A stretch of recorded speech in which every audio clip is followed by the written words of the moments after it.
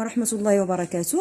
Donc après avoir vu le pendule élastique horizontal, passons au pendule élastique vertical. Donc on considère un ressort de raideur K et de masse négligeable. Le ressort est attaché à un support fixe.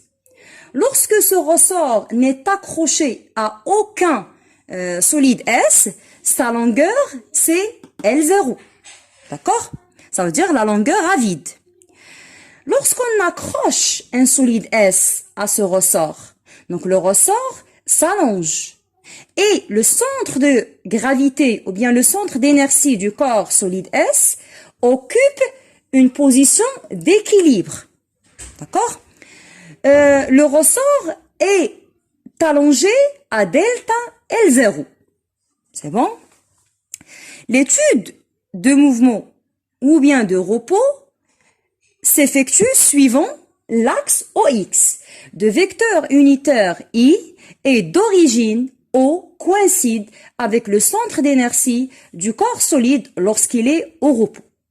C'est bon? Lorsqu'on écarte le solide S de sa position d'équilibre stable, alors qu'est-ce qu'on remarque? On remarque un mouvement de va-et-vient autour de sa position d'équilibre stable. Un mouvement de va-et-vient vertical. D'accord? Autour de sa position d'équilibre stable. Bien sûr, le centre d'inertie au cours de ce mouvement occupe plusieurs positions à des instants différents. Ce schéma représente la position occupée par le centre d'inertie du corps solide à un instant quelconque. D'accord? Bien. Alors, revenons à l'état d'équilibre stable. D'accord? Le ressort, comme nous avons déjà dit, est allongé à delta L0. C'est bon? Pour le cas de mouvement, le ressort est allongé à delta L. Alors, le lien entre delta L et delta L0, c'est cette relation. Ça veut dire delta L, d'accord, est égal à delta L0 plus X. X, c'est l'abscisse du centre d'inertie du corps solide S à un instant T. C'est bon?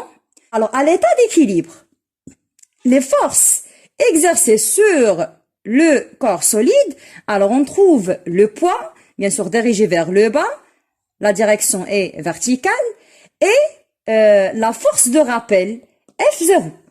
C'est bon? Dans le cas de mouvement, d'accord?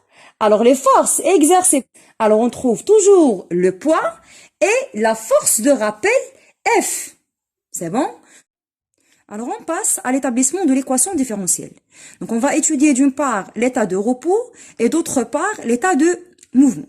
Alors, on commence par l'état de repos. D'accord? Alors, à l'état de repos, les forces exercées sur le corps solide S, alors on trouve P et F0. D'accord? Et puisque le système est au repos, donc là, on doit appliquer le principe d'inertie. Ça veut dire la somme des forces extérieures est égale à vecteur nul. Alors, les forces qui s'exercent sur le corps solide S, alors on trouve P plus F0 est égal au vecteur nul. Alors, projection de cette relation sur l'axe OX. Alors, projection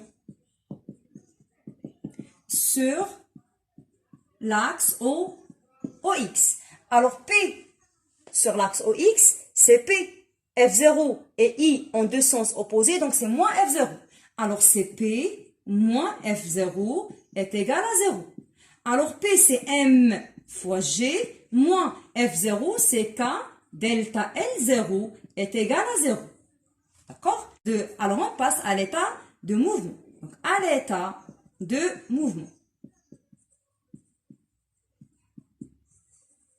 D'accord?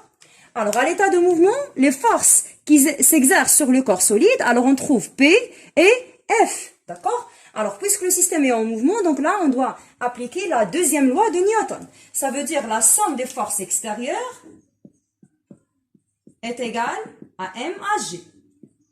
D'accord? Alors, les forces exercées sur le corps solide, alors on a P plus F est égal M à G.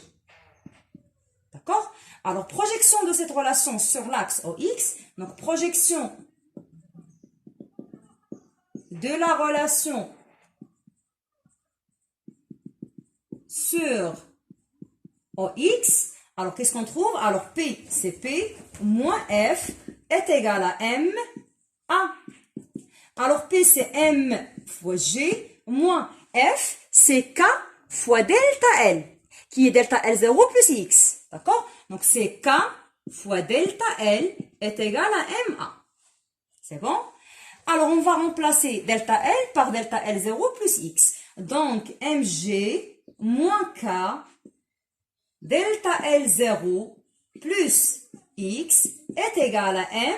A, c'est la deuxième dérivée de X. Donc, c'est X, 2 points. D'accord?